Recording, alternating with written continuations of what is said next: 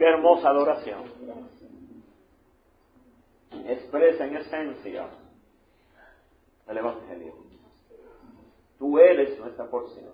Sí, amén. Tú eres nuestra heredad. Y estamos completos, bendito Padre. Ahora nuestra conquista más grande es hacer que nuestra alma lo entienda, lo comprenda, lo viva, se deleite. Esa es nuestra lucha. Nuestra lucha no es con demonios. Ya están derrotados. Nuestra lucha es nuestra propia alma, que lo resiste, lo rehúsa, es contraria. Y por eso que tú nos das estos mandamientos que son canales para reentrenar a nuestra alma y volverla a la porción, volverla a la esencia de tu hermosura. Estamos completos, plenos, no nos falta nada. Y cada contrariedad, cada aflicción, cada situación es una oportunidad que no debemos desperdiciar para la negación, para el quebrantamiento, para el vaciamiento, para formar a Cristo. Siempre con la mira de formar a Cristo. Es lo único, es lo prioritario. Ni mil deleites del mundo se compara a la única aflicción del cristiano, de formar a Cristo. Gracias, Padre Santo. Te bendecimos, te adoramos. Ahora suplicamos tu Espíritu. Es el único que revela los misterios. Todo lo que percibimos en lo natural lo volvemos religión. Pero cuando se nos revela, entonces vida. Gracias, oh Dios Santo. En Cristo Jesús nos humillamos. Amén. Amén. Gloria a Dios, amados míos, muy buenas noches. Santo el Dios de los cielos. Los mandamientos de Cristo. El currículo del verdadero. No hay éxito sin estos mandamientos. Cada mandamiento es un canal del verdadero éxito. Tú puedes conquistar el mundo, pero si pierdes el alma, ¿qué fue lo que conquistaste? Por eso que Cristo dice, toma tu cruz cada día, para que salves tu alma. Recuerda, tu espíritu es salvado por la sangre de Jesús, pero tu alma se salva por la obediencia a los mandamientos. Tenemos que entender eso. Fuimos salvos en el pasado por la sangre. Estamos siendo salvos por la obediencia a los mandamientos. Seremos salvos, es decir, nuestro cuerpo, en el retorno de Cristo. Son las tres conjugaciones de la salvación completa. Ya la obtuvimos, la estamos obteniendo y la obtendremos. Ya la obtuvimos en nuestro espíritu, estamos completos. Todo en cuanto a la vida, la piedad se nos fue ya dado. Pero poner toda diligencia, añadir a tu fe virtud, a tu virtud conocida. Hermanos míos, si hacemos estas cosas y abundan, se nos da amplia en los entradas en el reino de los cielos. Y eso es lo que estamos tratando ahorita. Estamos creciendo en nuestra alma. En el proceso, en ese espacio, otra persona va a entrar. Cada vez que tú eres satisfecho, genuinamente completo en Cristo, tú haces el espacio para que no tan solo entres tú, sino que va a entrar alguien más. Hoy tuve varias conversaciones a la distancia. Y qué dicha encontrar esas personas que han entrado. Otra vez, cada vez que tú eres completo, haces el espacio para que otro entre. Y ese es el discipulado, el verdadero, genuino discipulado. Pero tú no entras a nadie, créeme, no te engañes. Si Cristo no es tu porción, no estás ni en el borde de la puerta. Por eso que escogí esa canción, tú eres mi porción para siempre.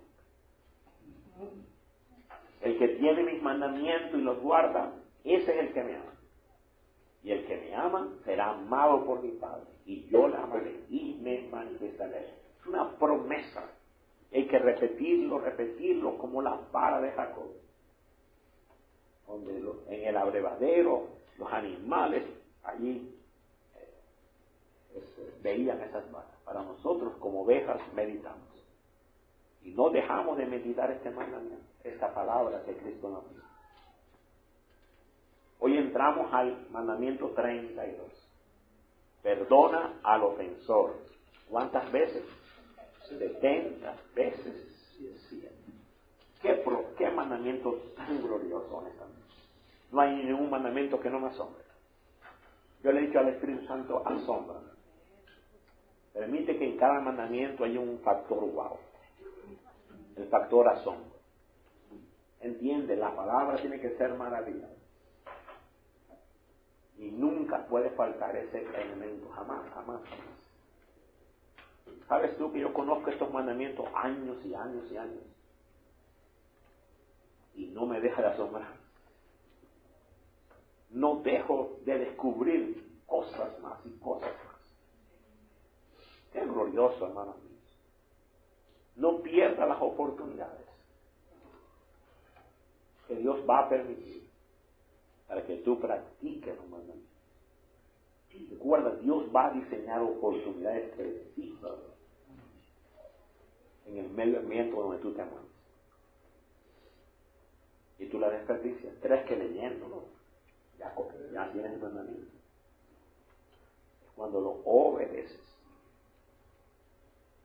Eso es importante. Entonces se le acercó Pedro y le dijo, Señor, ¿cuántas veces perdonaré a mi hermano que peque contra mí? Esa palabra es fuerte, contra mí. ¿Hasta 7?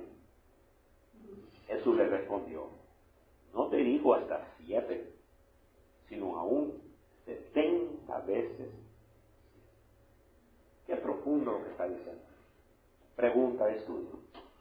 En la parábola de los 2 siervos tenían deudas. Aquel con la deuda enorme fue perdonado por su señor. Pero este a cambio puso en prisión a su consiervo, quien le debía una deuda mucho menor.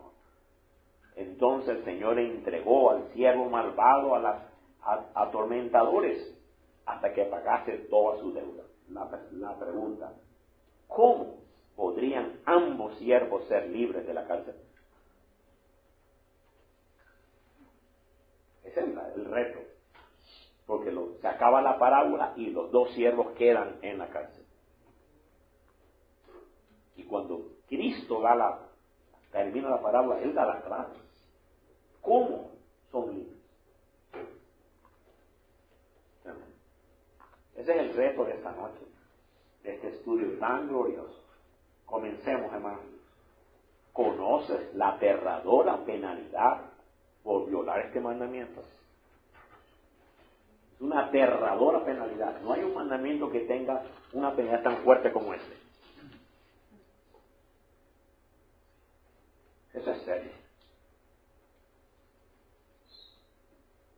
Cuando alguien nos ofende, es nuestra reacción natural castigarle por lo que nos ha hecho. Especialmente si continúa haciéndolo. Lo vuelve a hacer, lo vuelve a hacer, lo vuelve a hacer. Nuestra reacción natural es, oye, para. Así que perdonar a los ofensores y continuar viviendo con las consecuencias de sus ofensas nos parece irrazonable desde nuestra perspectiva. Es irrazonable seguir perdonando a ese sinvergüenza. Sin embargo, los caminos de Dios no son nuestros caminos. Y Él nos advierte de las serias consecuencias si fallamos en obedecer de corazón este mandamiento. Y la gran mayoría de cristianos lo toman livianamente y viven vida sin crecer, vida sin madurar. Por eso, esta es la causa de no crecer. Honestamente. La persona no madura. No alcanza la estatura del varón perfecto. Y hay serias, aterradoras consecuencias en este mandamiento.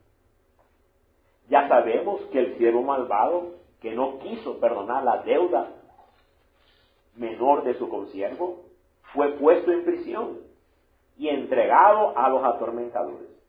Entonces su señor, enojado, le entregó a los verdugos hasta que pagase todo lo que le debía. La pregunta, si ya le perdonó, ¿por qué le está cobrando de nuevo?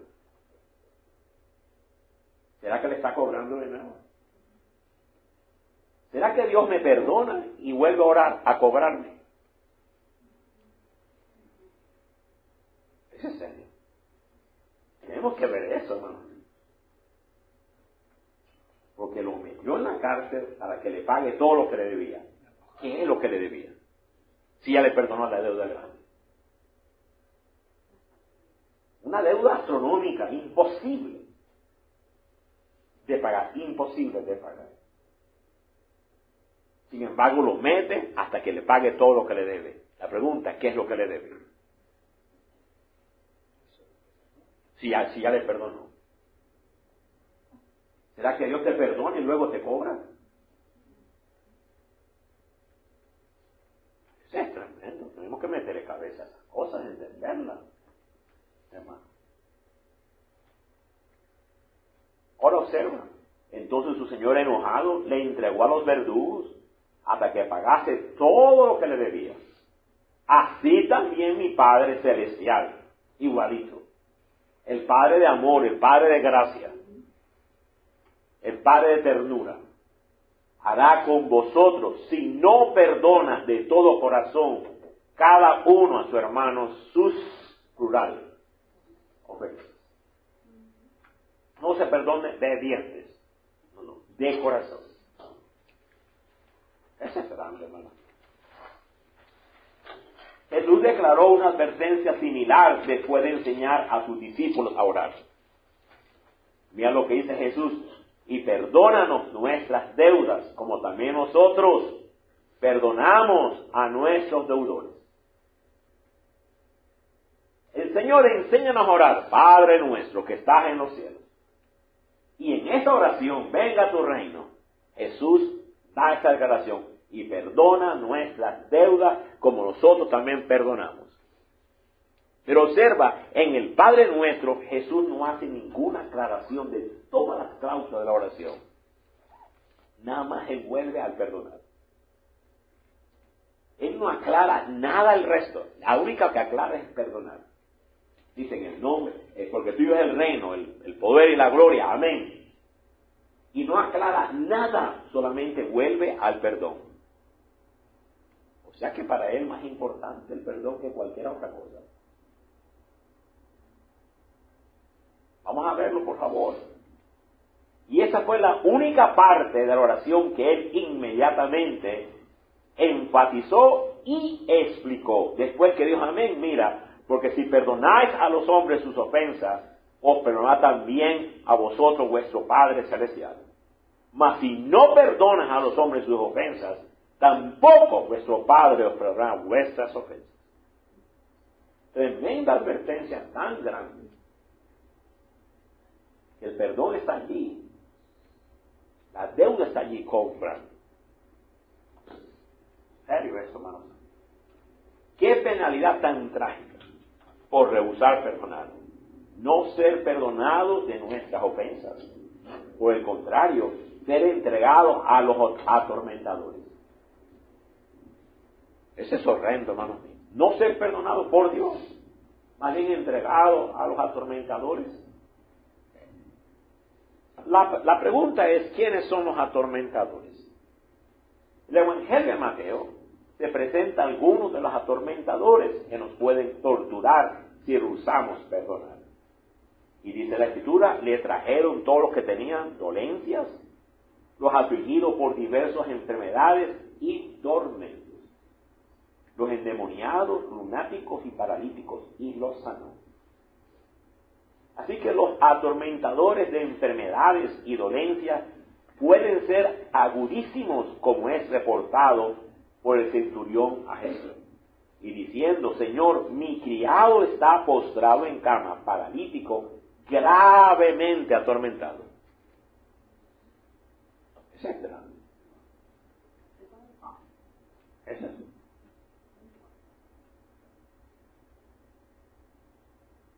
Y la gente toma livianamente esta causa, hermano. No todas las enfermedades son de atormentadores por rehusar perdonar. Sin embargo, la enfermedad de parálisis provee una analogía significativa en la secuencia de causa y efecto en nuestro cuerpo. Parálisis es una enfermedad del sistema autoinmune, lo cual significa que el cuerpo se autodestruye a sí mismo. El sistema inmune ataca al cuerpo. Impresionante. Eso es exactamente lo que toma lugar en el cuerpo de Cristo. Cuando un miembro hace daño a otro con calumnias, distorsiones, y cuando uno rehúsa perdonar al otro. Estos se devoran el uno al otro. Es verdaderamente una parálisis en el cuerpo de Cristo. Literalmente. El cuerpo atacando al cuerpo, devorándose el uno al otro, inventando mentiras y inventando distorsiones y calumnias. Así Pablo nos advierte, porque toda la ley en una sola palabra se cumple: amarás a tu prójimo como a ti mismo.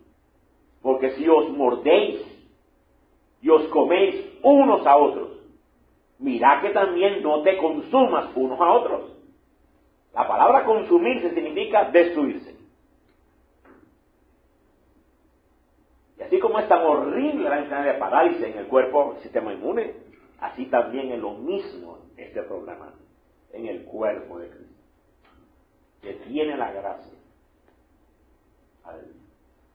Esta destrucción es precisamente la consecuencia de participar de la cena del Señor, participar de la comunión sin estar en verdadera armonía con el cuerpo de Cristo. Porque el que come y bebe indignamente, sin discernir el cuerpo de Cristo, juicio come y bebe para sí. Por lo cual, ¿hay cuántos? Muchos enfermos, debilitados entre vosotros, y muchos duermen. Esa es grande, hermano mío. Hace poco hablaba con una persona, me decía, ¿cómo hago? Porque la iglesia está dormida. Un letargo. No quieren adorar. Ahí está. César. Volvamos a la columna, por favor. Perdonar no es una emoción. Es un acto de la voluntad. Y la voluntad puede funcionar no importando la temperatura de las emociones. Ya sea que lo sientas o no lo sientas, no interesa. Esto no es cuestión de emociones, es cuestión de una voluntad que obedece. Y nada menos que lo escribió Corrie ten Boom. Yo creo que ella tiene un poquito de derecho de hablarlo. Si usted no conoce la historia, búscala. Busca la película y busca más que toda la película. Giovanni y yo que la conocimos en persona. En persona, y la saludamos en persona. Y nos predicó. Eso es serio. El señor William Gassa la traía cada año. Y ahí nos quedábamos con la boca abierta, Padre Santo. Qué bárbaro, hermano santo. Y no sabe, hermano mío, pues ya en el campo nazi, donde su familia fue destrozada. Y ella perdonó de corazón a los nazis, que le destruyó a su papá, mamá, hermano, todo. No sabemos perdonar, amar.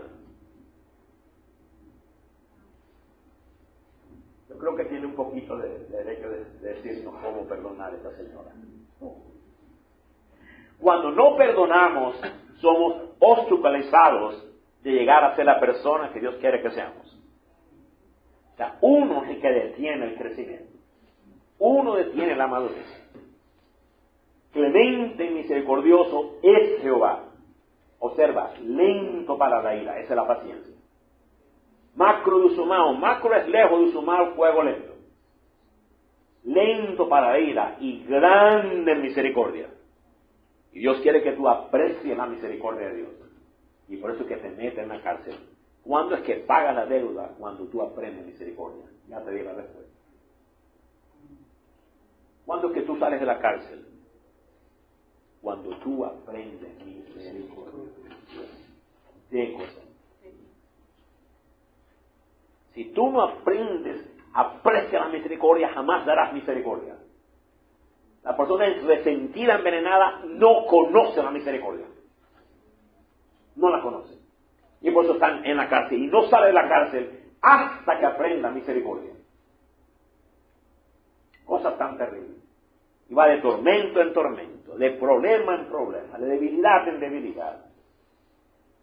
No sales de la cárcel hasta que tú no aprendas misericordia. No es que Dios le está cobrando la deuda antigua a ese siervo malo. Ya está perdonada. ¿Cuál es la deuda que no quieres pagar? La misericordia. Porque se te dio misericordia, hay una deuda. Y cada vez que tú das misericordia a otro, estás pagando la deuda con Dios. Otra vez, cada vez que tú das misericordia acá, misericordia, ¿a quién estás pagando? ¿Comprendemos eso o no? No saldrás hasta que no pagues la deuda. Wow, qué serio, hermano. ¿Qué es madurez? Es la medida que tú das misericordia. Y cada vez que tú tomas la Santa Cena sin misericordia, yo no quiero estar en tu pellejo. Eso. Repito, cada vez que tú tomas la cena, y esta iglesia sí que es la Santa Cena. 3, 4 veces por semana tomamos la cena del Señor. Dios mío. Sin discernir el cuerpo de Cristo. Juicio comemos, debilidades y dormir. Repito, cuando no perdonamos, somos obstaculizados de llegar a ser la persona que Dios sí quiere que seamos. ¿Quién es el que lo detiene? No Dios, Dios mismo. Y repito, clemente, misericordioso, es Jehová, esa es su naturaleza. Y hemos cantado una canción tan hermosa, Mi Porción. Bueno, ¿cuál es la porción? Él es clemente, Él es misericordioso. Si Él es tu porción, entonces, pues eso es lo que nosotros somos. Lento para la ira, ay, qué palabra tan hermosa, y grande en misericordia. Qué glorioso esto, hermanos. Perdonar 7 hace que nos enfoquemos en el pecado de nuestro agresor, pero perdonar 70 veces 7 hace que nos enfoquemos en el perdón de Dios por nuestros pecados. ¿Te das cuenta? Cuando tú perdonas 70 veces 7, te haces enfocar en la gracia de Dios. ¿En cuál es tu enfoque? ¿En el agresor o en la gracia? Y si yo participo de la cena del Señor, enfocándome en esto y lo otro, vaya. Es serio, hermano. Grande es eso. Continuamos, por favor. La perspectiva carnal de Pedro.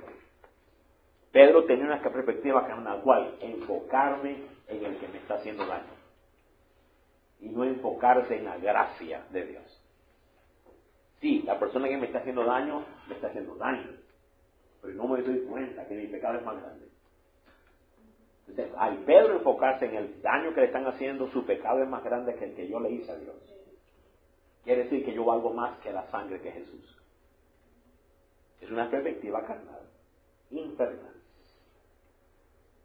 Repito, Pedro se acercó al Señor y le preguntó cuántas veces debía perdonar a su hermano. 7 veces. Con esta pregunta, Pedro estaba expresando su perspectiva sobre este asunto. Su enfoque era el pecado de su hermano y no en la cantidad de ira personal y frustración interna que tenía que retener antes que Dios libraría su castigo sobre el agresor. El número 7 es símbolo de lo completo. Así que Pedro había pensado que eso sería muy bueno. La preocupación de Pedro era obvia, el castigo del ofensor habitual. Castígalo, Señor. Y no me doy cuenta que cuando yo pido castigo, mi ofensa es más grande. Yo no me doy cuenta de lo grave de mi pecado. Mi pecado no me apesta. Me apesta el tuyo, sí. Pero el mío no apesta. De hecho, mi pecado es con perfume y el tuyo no. ¿Estamos comprendiendo, amigos? Yo no me di cuenta, mi pecado no es tan grave. ¿Por qué? Porque estás tocando mi orgullo. Y por eso es que me duele. Yo no me di cuenta que mi pecado afectó a quién. A Dios. Y una deuda. Entonces eso me hace en la cárcel. No me deja ver la gracia. Yo quiero forzar a Pedro a que quite la perspectiva de la ofensa a la perspectiva de la gracia. Vamos a ver cómo termina la historia. Porque ahora es Pedro el que escribe que nos amemos los unos a los otros. Mira cómo Pedro cómo cambió, cómo maduró en segunda de Pedro. ¿Cómo termina segunda de Pedro? Finalmente, hermanos. Qué manera de terminar Pedro. Parece que no fuera la misma persona. Maduró, cambió. Así que la perspectiva carnal de Pedro es enfocarse en el agresor y no en la gracia. Continuamos. Pero Jesús sabía que tal enfoque nunca le permitiría a Pedro experimentar el poder y la gloria del Espíritu Santo. Jesús quería darle a Pedro una perspectiva mucho mayor, una que cambiara el corazón de Pedro, de centrado en sí mismo, a examinarse a sí mismo, de vindicación, a ver todos los pecados que Dios sí le perdonó en su propia vida. De la deuda por la ofensa ajena a la deuda propia por la gran ofensa contra Dios. Ese es el cambio. Entonces, como ya soy libre, yo puedo dar gracias. Como no tengo cárcel, no se pone en la cárcel. Así fue que nos amó Cristo. Así fue que nos amó. La perspectiva perfecta de Dios. Ya vimos la perspectiva de Pedro. Vamos a ver la perspectiva perfecta de Dios. El pecado nos hace enfocar en nuestra propia perspectiva, pero la cruz de Cristo nos hace enfocar en la perspectiva superior y perfecta de Dios. Dios sabe que hasta que nosotros mantengamos nuestro enfoque en su gran misericordia hacia nosotros, nunca tendremos la misericordia para perdonar a otros de corazón. Nunca. Recibir la misericordia de Dios en la medida que damos misericordia. Nosotros amamos porque nos amó primero. Nosotros damos misericordia porque recibimos misericordia. El poder para dar está en recibir primero. Si tú no recibes, ¿cómo vas a dar? ¿Cómo voy a dar misericordia si yo no la recibo? No la veo, no la aprecio. ¿Cómo voy a dar amor si primero yo no lo deleito? Romanos 5:5 dice claramente: amados, la esperanza no avergüenza, la esperanza no desilusiona. Ahora observa, porque el amor de Dios ha sido derramado en nuestros corazones. Vamos a desempacar ese versículo, Romanos 5:5. Anótalo allí. Otra vez, la esperanza no desilusiona. ¿Qué es esperanza? Mañana. Mañana no me desilusiona. ¿Por qué? Porque el amor de Dios ha sido derramado dentro de mí. Es decir, si tú crees que el amor de Dios ha sido derramado hoy, mañana tienes esperanza. Tu mañana depende de tu hoy. Si yo recibo amor hoy, mañana no estoy desilusionado. Por eso es que mi esperanza no desilusiona, dice otra versión. La esperanza no avergüenza. ¿Por qué? Porque el amor de Dios ha sido derramado en mi corazón. Ese es grande, hermano. Poderosísimo, poderosísimo. Otra vez, en la medida que recibimos es que podremos dar. ¿Cómo vamos a dar aquello que no tenemos? Damos amor, porque recibimos amor de Dios. Damos perdón, porque hemos recibido el perdón del Padre. Y Dios permitirá ciertas circunstancias para forzarnos a dar lo que Él ya nos ha dado. Él no va a forzar a dar. Porque yo retengo como el mar muerto y no doy. No, por eso que estoy muerto. Porque no doy. Otra vez, amados míos. Y en la medida en que damos lo que ya hemos recibido, esa será nuestra medida de madurez. ¿Cuál es tu medida de madurez? Sino lo que das. Grandioso. Esto es enfatizado en varios pasajes. Antes de benignos unos con otros, misericordiosos, perdonando unos a otros, como Dios también os perdonó a vosotros en Cristo. Otra vez, la razón de no poder dar es porque rehusamos valorizar lo que hemos recibido. El no permanecer y valorizar las riquezas invisibles de la cruz afecta en gran manera nuestra vida natural. Sí, afecta mi vida natural. Al yo no ver la riqueza que sí tengo en el Espíritu, sí va a afectar mi vida natural. La va a truncar. Por eso que inclusive hasta uno muere. Vestidos pues como escogidos de Dios, santos, amados, de entrañable misericordia, de benignidad, de humildad, de mansedumbre, de paciencia, soportando unos a otros y perdonando unos a otros si alguno tuviere queja contra otro. De la manera que Cristo os perdonó, así también hacerlo vosotros. Y sobre todas estas cosas, vestidos del amor, que es el vínculo perfecto, y la paz de Dios que arbitrea, que gobierna vuestros corazones, a la que asimismo fuiste llamados en un solo cuerpo, y ser agradecidos. Mira cómo yo me tengo que vestir. Vestirse es mostrar, dar. Ya tengo el amor, ya tengo el perdón, ya tengo la aceptación, pero si no la doy, eso es vestirse.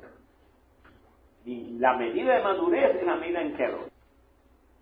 Así que una poderosa parábola que reenfoca a nuestra perspectiva en el perdón.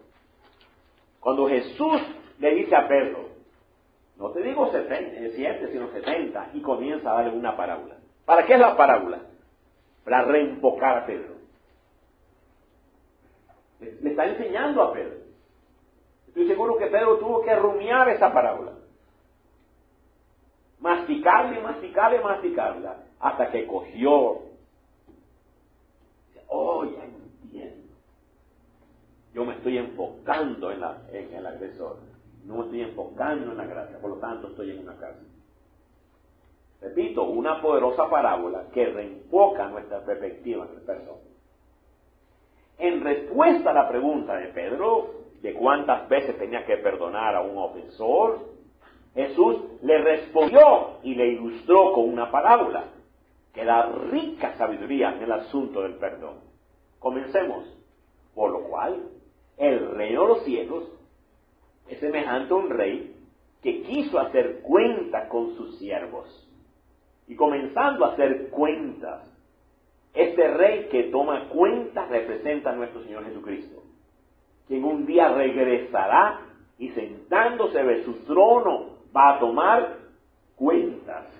Por favor, entiende, sí hay que dar cuentas.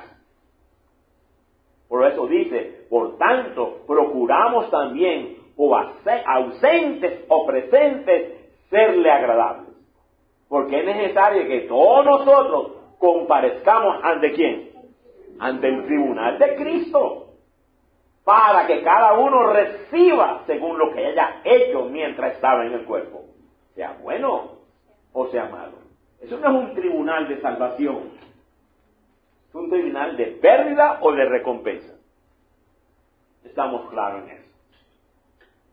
Este tribunal de Cristo no es para determinar si es salvo o no, sino para determinar el nivel de madurez en cuanto a las riquezas de Cristo definieron nuestra vida. Es para determinar si dimos perdón en base que recibimos tanto perdón. Si dimos amor en base que hemos recibido tanto amor. En fin, vamos a ser examinados en cuánto de Cristo fue nuestro todo. ¿Cuánto de Cristo definió nuestra vida? ¿Fue la hermosura de Cristo suficiente para nosotros o necesitamos la hermosura falsa del mundo? Vamos a recibir dos preguntas en el trono. ¿Fue Cristo tu todo? ¿Y cuánto diste de ese todo a otro? Es ese. Si hermanos entendamos, algunas personas dicen, yo nada más quiero ser salvo. Yo tengo amigos, Joel, tú te preocupas. Yo nada más quiero el vestido blanco. Es todo. Yo digo, está jugando con la salvación. Eso es tentar a Dios.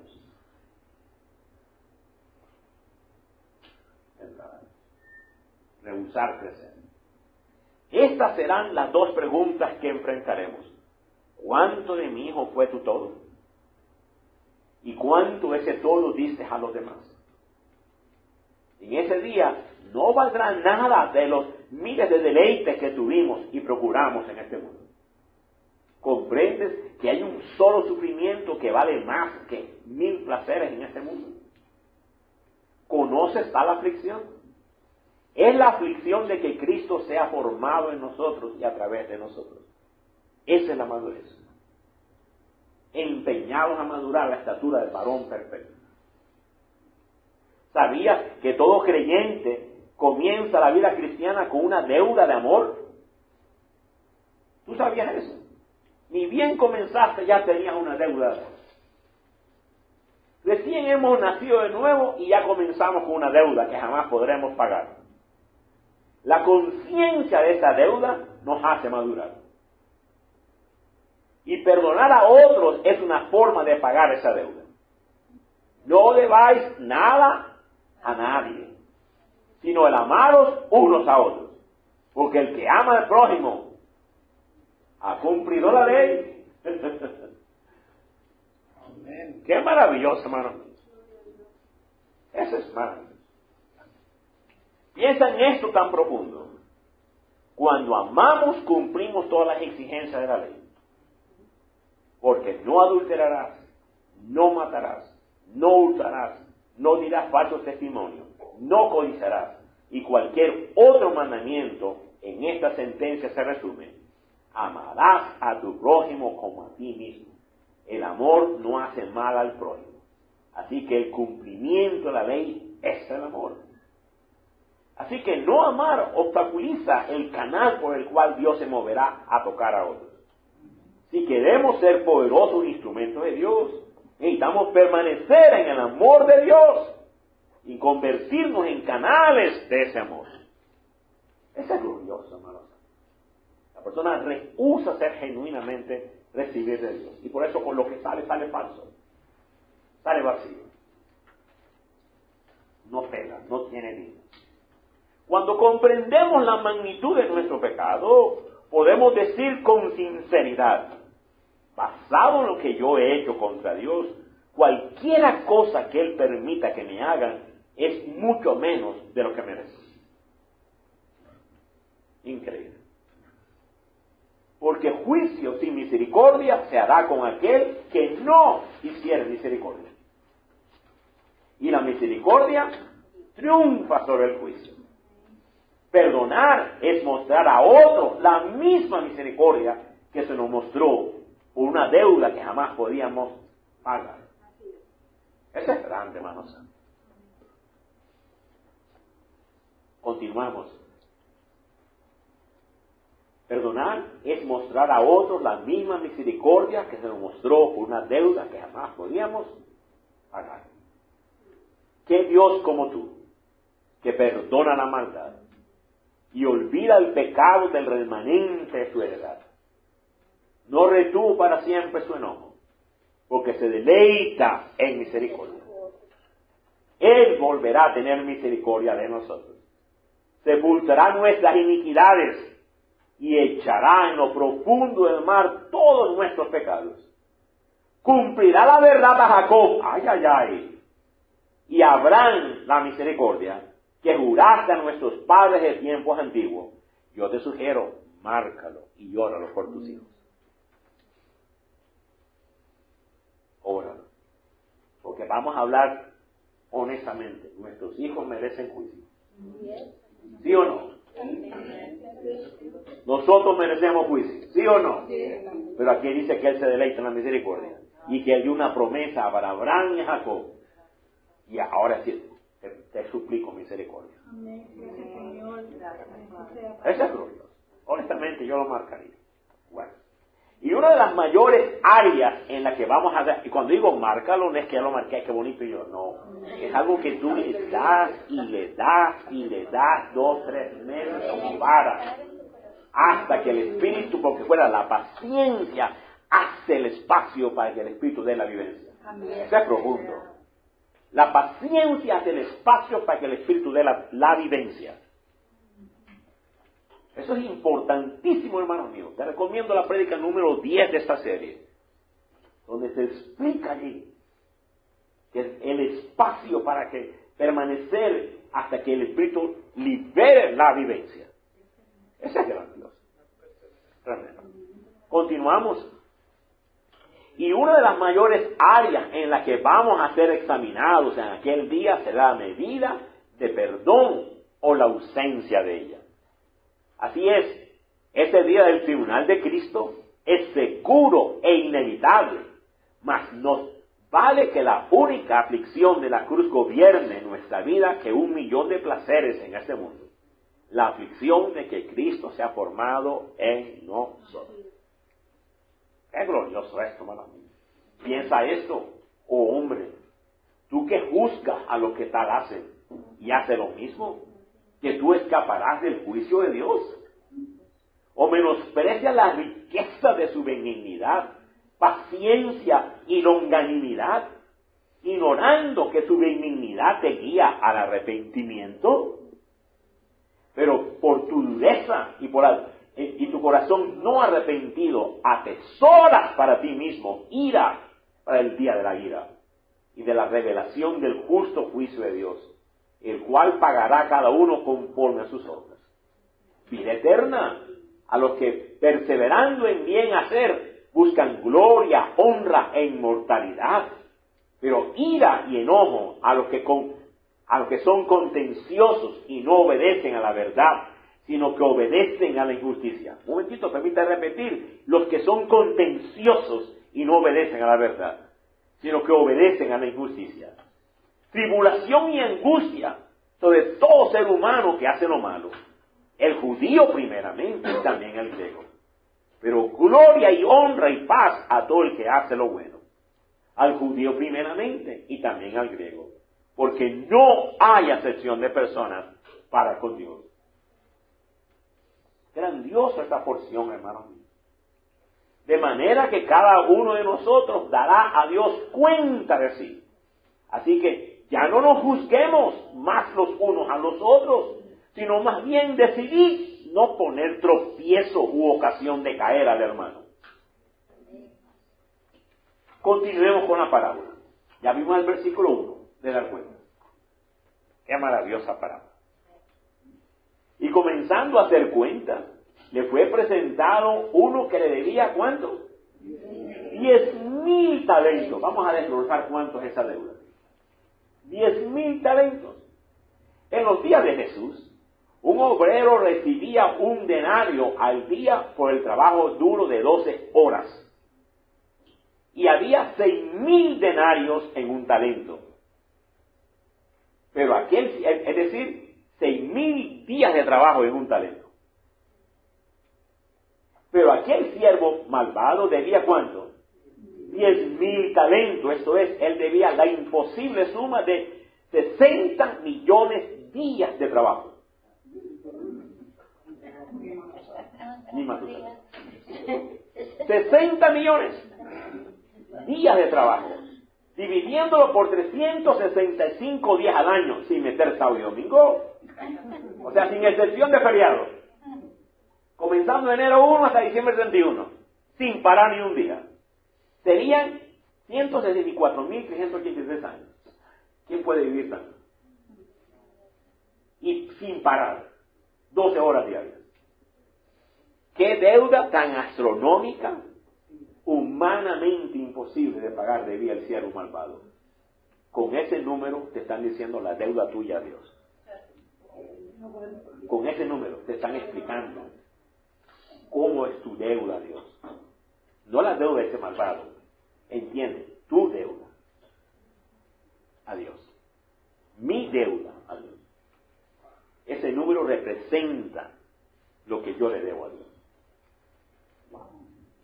A este, como no pudo pagar, ordenó su señor venderle, y a su mujer e hijos, y todo lo que tenía, para que se le pagase la deuda. El pecado no tan solo nos afecta a nosotros, sino que afecta a toda la familia. En los tiempos de Josué, cuando Acán tomó el manto, la plata y el oro, toda su familia fue matada. Así que el pecado sí afecta a la familia. La enorme deuda de nuestro pecado tiene que ser pagada. Y es obvio que no tenemos los suficientes recursos ni los medios para hacerlo. Pero es interesante, a pesar que la deuda era tan grande, el siervo nunca pidió misericordia. Él pidió tiempo. ¿Cuál tiempo, bendito, si no puedes? ¿Cómo vas a vivir 164 años? 164,000 años para pagar la deuda. ¿Cómo lo vas a pagar? Y él no pide misericordia. Por eso es que está en la cárcel. No reconocía la deuda. Entiende, la deuda tuya era tan grande, mi deuda era tan grande que tomó la sangre de Jesús. ¿Sabe quién sí pudo pagarla? Sí. Y yo vendo como si nada. Nada me pasa.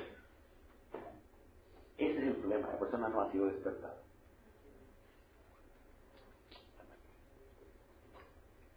Entonces aquel siervo postrado le suplicaba diciendo: Señor, ten paciencia conmigo y yo te lo pagaré todo. Es decir, dame tiempo. ¿Te das cuenta que no pidió misericordia? Observemos que aquel siervo malo no clamó por misericordia, sino que pidió tiempo para pagar. Él no comprendía que nunca podía pagar. No comprendía. Nosotros cometemos el mismo grave error si de alguna manera pensamos que podemos ganar la vida eterna. Pensamos que con el esfuerzo duro podemos llegar a ser mejores personas si tan solo Dios nos diese suficiente tiempo. Te creo que tengo un poquito de moralidad. Oye, tu moralidad no llega ni a la esquina.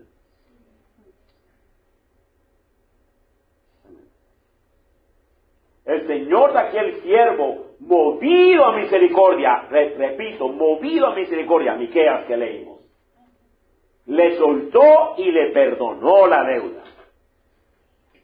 Qué hermoso visual de nuestro Dios, quien movido a misericordia pagó nuestra deuda en su propio Hijo. Inclusive la compasión de aquel Señor pasó por alto la petición errada del siervo, quien clamó por tiempo y no por misericordia. Mire cuánta compasión, que pasó por alto su necedad. Sin embargo, esta falta muy pronto se reveló a sí misma en la falta de dar perdón al consiervo. Va a salir la necedad. Es inevitable, sale. No importa cómo tú te pintes. Va a salir. Pero saliendo aquel siervo, halló a uno de sus consiervos, que le debía 100 denarios. ¿Cuánto es eso? 100 días. Es decir, 3 meses y algo. Tan solo debías, era una deuda grande, pero pagable. Era pagable. Tenía tiempo, ese sí tenía 4 meses te doy de trabajo. Y te pago la deuda. Debías 100 denarios. Y haciéndole de él, le ahogaba, le cogió el cuello. Págame, desgraciado. Págame lo que me debes. Observe, la falta de perdón es una trampa que nunca podremos escapar sin el poder de Dios. Y es la base para la amargura y la ira. Repito, la amargura y la ira.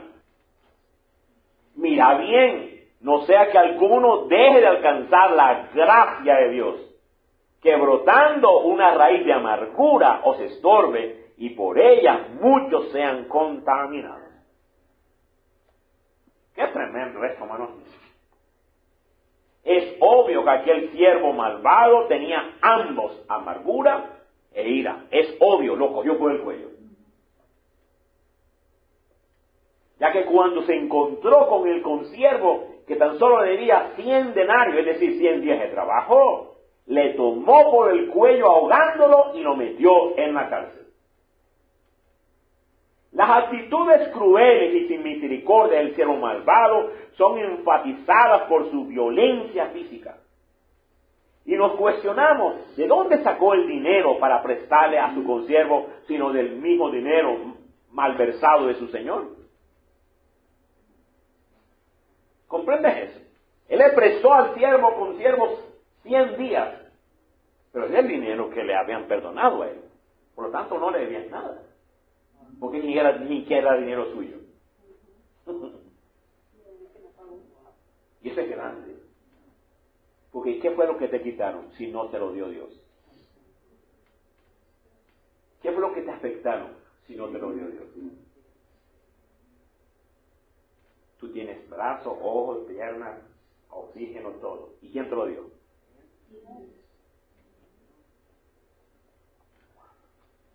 Aquí el siervo malo prestó de lo que no era suyo. De la misma manera, nosotros nos ofendemos de aquello que no es nuestro. Porque todo le pertenece a nuestro Señor. Nos ofendemos de lo que no es nuestro. Son tus hijos tuyos. Ni tu vida es tuya. Ni tu vida es tuya. Toda la tierra y su plenitud es mía. Y todo lo que ellos hay es mío, dice el Señor. Y nos ofendemos de lo que no es nuestro. No comprendemos la magnitud de la deuda que tenemos. Wow. Por eso que Cristo está cambiando la perspectiva a Pedro. Porque ¿quién te distingue? ¿O qué tienes que no hayas recibido? Y si lo recibiste, ¿por qué te glorías? Como si no lo hubieras recibido. De gracia recibiste. Dale gracias. Entonces su consiervo, postrándose a sus pies, le rogaba diciendo, también lo mismo, ten paciencia conmigo y yo te lo pagaré todo. Mas él no quiso, sino fue y lo echó en la cárcel hasta que pagase la deuda. Tú siempre vas a meter en la cárcel porque es inevitable. Que no tiene misericordia, no comprende. Es inevitable. Este segundo siervo tenía la misma actitud del siervo malvado. Ambos no pidieron misericordia, sino que pidieron tiempo para pagar. Ambos no comprendían el valor de la misericordia. Aunque la deuda era tan solo 100 días de trabajo, algo factible para pagar, aún así no conocía el valor de la perspectiva superior que Jesús quería mostrar a Pedro. En esta historia del siervo malvado y del siervo de la menor deuda, ¿quién es Pedro? ¿Quién es Pedro? Analízale, ¿quién es Pedro?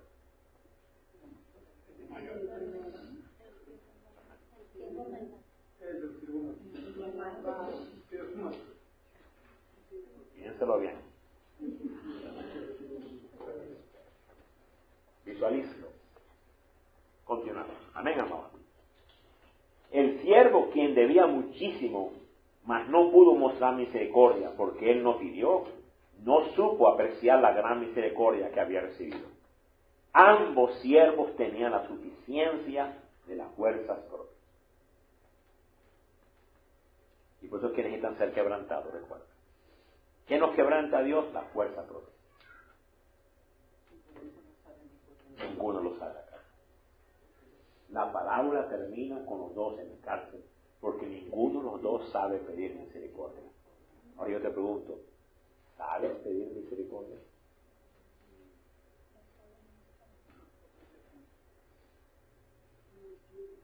Dios es misericordioso. ¿Sabes pedir misericordia? Porque Dios no da misericordia así nomás. Hay una manera de pedirla. Wow. Eso es sumamente importante.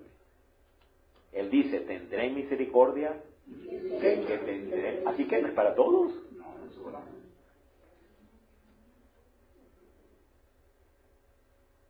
Él tiene el derecho de dar misericordia.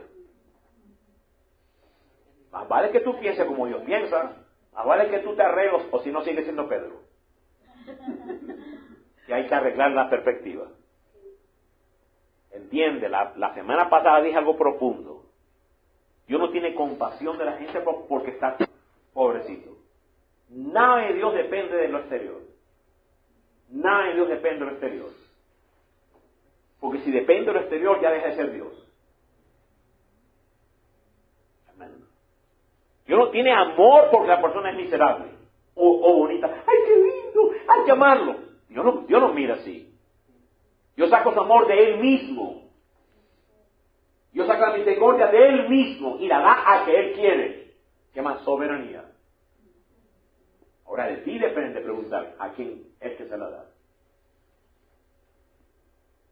Porque Dios no da la misericordia así nomás. Dios da la misericordia al humilde, al quebrantado de corazón.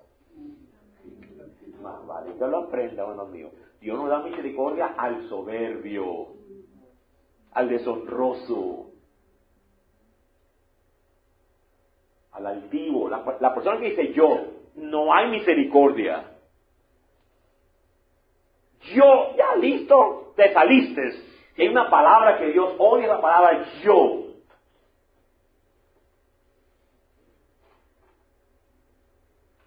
Dios no da misericordia al altivo. Lo mira de lejos y lo resiste. Al divisivo lo aborrece. Al que calumnia lo aborrece, es como un asesino.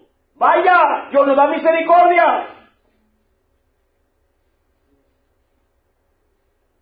Amén.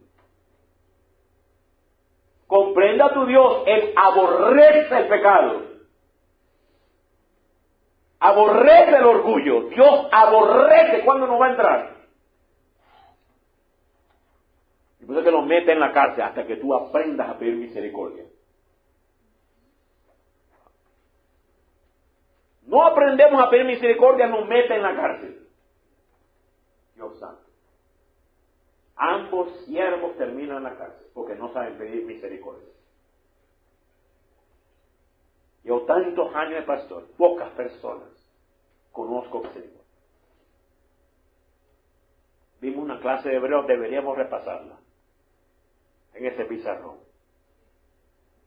para explicar de nuevo qué es. Bueno.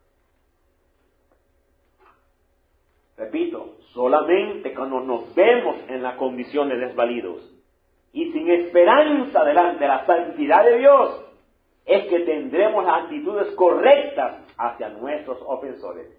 Márcalo, que ahí está la respuesta. Observa al fariseo, yo oro, yo ayuno, yo hago eso, ay, prepárate.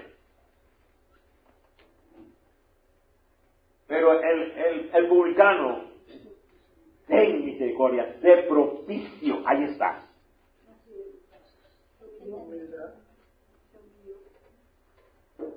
Estaba desvalido totalmente, sin esperanza. Dice que regresó a su casa justo.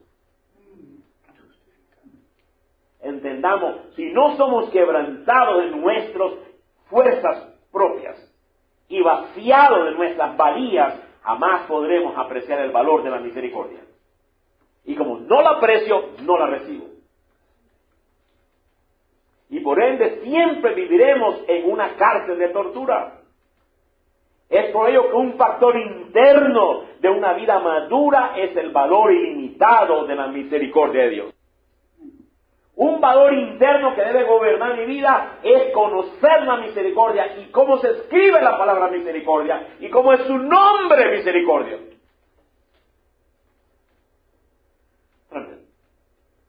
Ella nos guarda de la cárcel del egoísmo y del verdugo de la amargura. Repito, nos guarda de la cárcel del egoísmo, el yo, y del verdugo de la amargura, porque no sé dar ni recibir misericordia.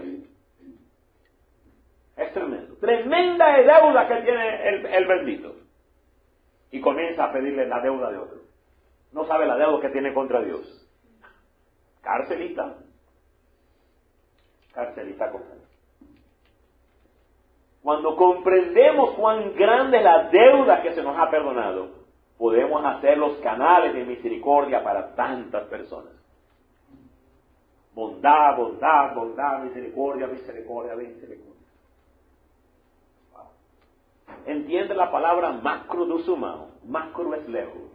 Sumao es fuego lento. Es decir, Dios no tan solo tiene fuego lento. ¿Por qué la paciencia?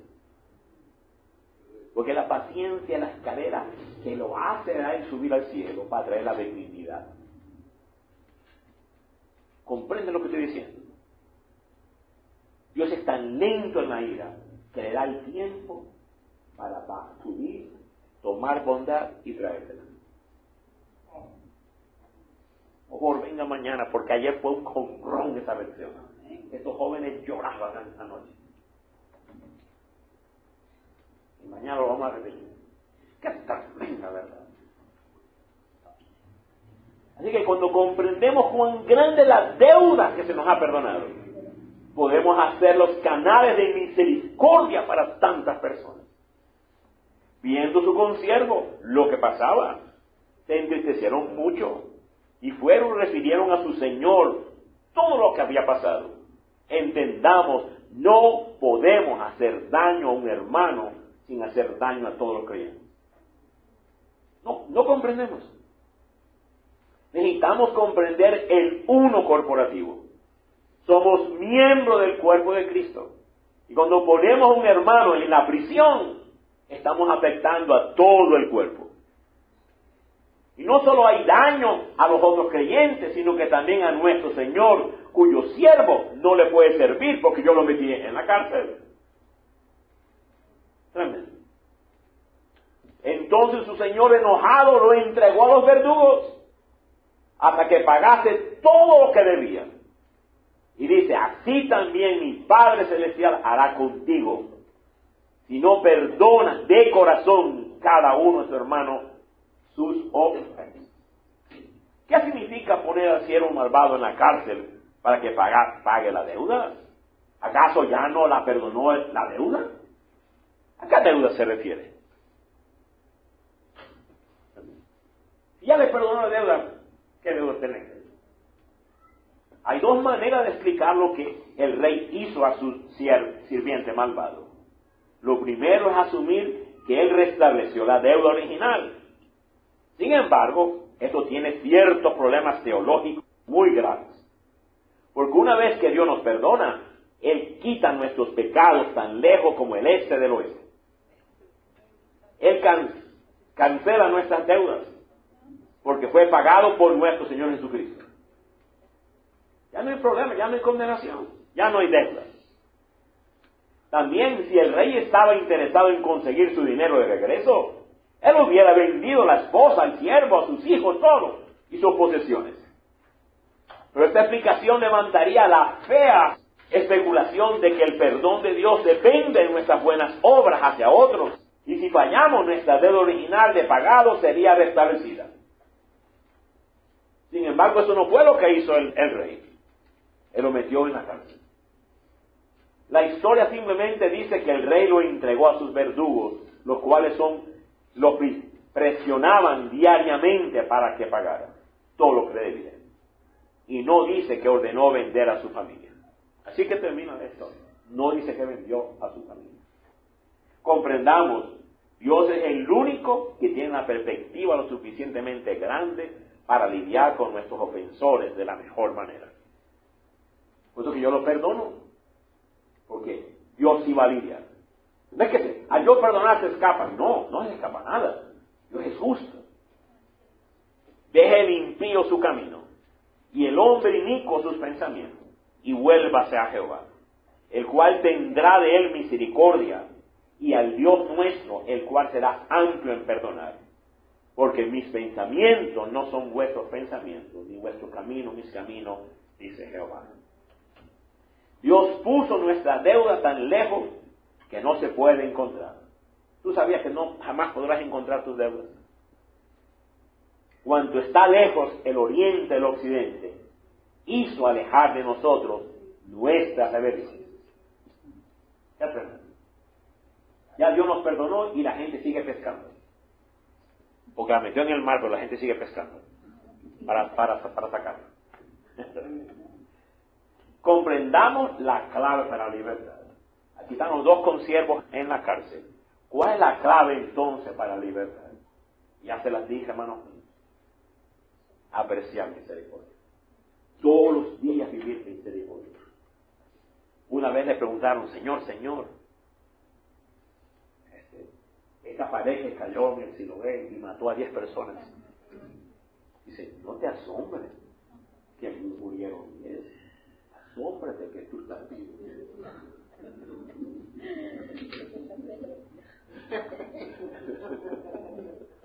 Jesús dice, asombra que tú estás vivo. Es un milagro que tú estés vivo. ¿Cuánta misericordia?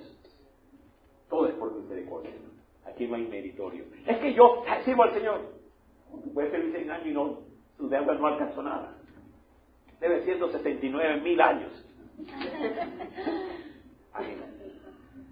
Así que es todos los días perspectiva de que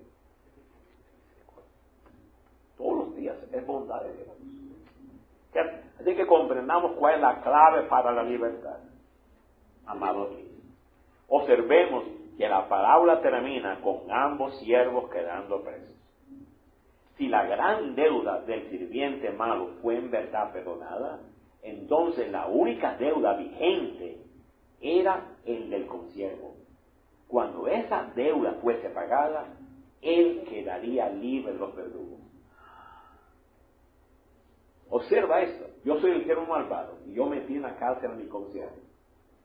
¿Cuándo es que yo quedo libre? A ver. Cuando yo perdono de corazón. ¿Sí lo vieron, cierto? ¿Cómo podía pagar esa deuda pequeña? Cuando la perdonas. La deuda menor se paga cuando se da misericordia. Esa es la clave de la libertad. Este entendimiento cabe en la frase hasta que pagase todo lo que le debía. El siervo malvado tenía que perdonar la deuda de su consiervo y entonces quedar libre. Esta acción sería autorizada por el rey, quien le castigó no por la deuda, sino por no tener piedad y compasión. Repito, le castigó no por la deuda, sino por no tener piedad. Así que tenía una deuda de ¿qué? Piedad y compasión. Una deuda de piedad y compasión. Cuando la pagara, la deuda de piedad y compasión, es la vida. De esta manera, ambos siervos ganarían su libertad. Esto confirma lo que Jesús dijo acerca del perdón. Así también mi Padre Celestial hará con vosotros si no perdonas de todo corazón cada uno a su hermano sus ofensas. Qué maravilloso mandamiento. Espero que usted lo esté disfrutando. Amén. ¿Cómo este mandamiento revela a Cristo? Jesús amó a Pedro y sabía que Satanás quería zarandearlo como al trigo. La amargura contra sus ofensores ciertamente permitiría a Satanás tener un punto de acceso en la vida de Pedro, oprimir su alma y atormentar el cuerpo de Pedro. Jesús le dio instrucciones especiales a Pedro cuando le explicó cómo el amor de Dios se demuestra al tener un corazón compasivo hacia nuestros hermanos creyentes. Jesús le preguntó 3 veces a Pedro, ¿me amas? Después de cada pregunta, él le daba instrucciones a Pedro de alimentar a sus ovejas, no ponerlas en la cárcel. No perdón.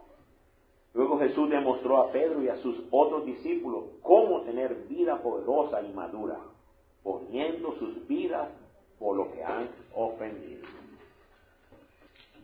Qué maravilloso. Jesús es el rey en el reino de los cielos. Es la cabeza del cuerpo de Cristo. Y es el Señor a quienes tenemos que dar cuenta de todo lo que nos ha encomendado como sus siervos. Pedro aprendió que es a través del sufrimiento de Jesús y su muerte es que nosotros experimentamos el poder del Santo Espíritu y el genuino amor que Él nos da cuando liberamos a nuestros ofensores y le hacemos bien. Justo fue Pedro quien nos escribió. Mire cómo termina Pedro.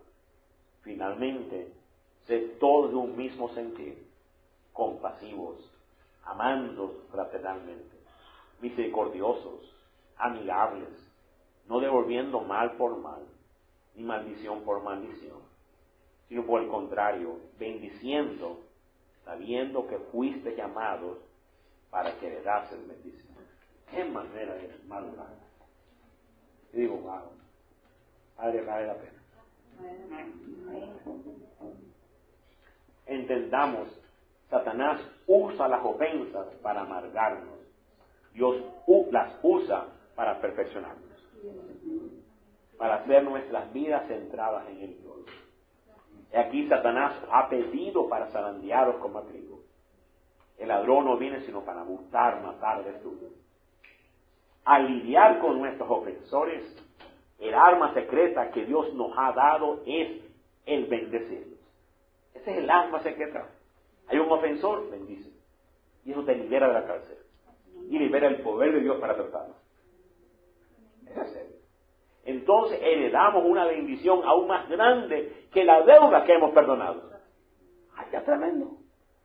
Cuando tú bendices al ofensor, vamos a heredar una bendición más grande que la deuda que recién hemos perdonado.